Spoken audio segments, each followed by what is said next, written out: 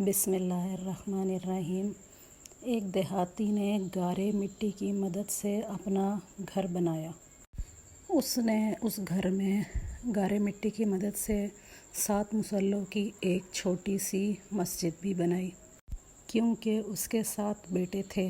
جب گھر مکمل ہو گیا، مسجد بن گئی، تو اس نے اپنے 7 بیٹوں کو بلایا اور کہا کہ میں چاہتا ہوں کہ مسجد کی لپائی کے لیے تم سب جنت کی مٹی لے کر آؤ، تو مسجد کی لپائی جنت کی مٹی سے کی جائے۔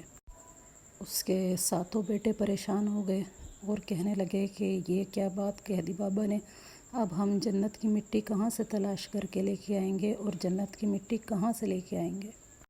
چنانچہ بیٹے اس کے پریشان ہو گئے اور باپ کا حکم مانتے ہوئے اس کے آگے سر تسلیم خم کر دیا، اور 6 بیٹے اس کے جنت کی مٹی کی تلاش میں نکل کھڑے ہوئے۔ 7واں بیٹا اس کا بیمار تھا، وہ گھر پر ہی رہا، اور اس کے باقی کے 6 بیٹے جنت کی مٹی کی تلاش میں در بدر پھرتے رہے کہ باپ کا حکم پورا کرنا ہے، ہمیں جنت کی مٹی ڈھونڈ کر لانی ہی ہوگی۔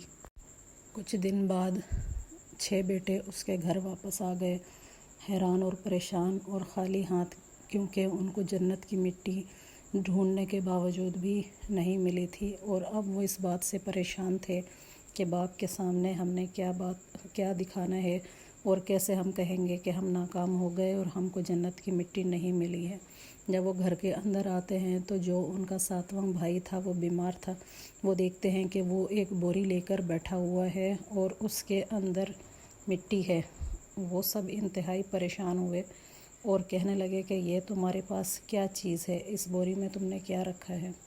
اس 7ویں بیٹے نے کہا کہ میرے باپ کو بھی بلاؤ، اس کے بعد میں اپنی بات کا جواب دوں گا۔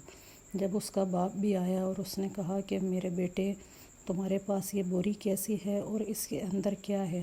اس کے بیٹے نے کہا کہ بابا اس کے اندر جنت کی مٹی ہے اور میں نے جمع کر لی ہے۔ اس کا والد، اس کا باپ بڑا حیران، اس کے بھائی بڑے حیران اور پریشان ہوئے کہ ہمیں تو ملی نہیں، اسے کہاں سے مل گئی؟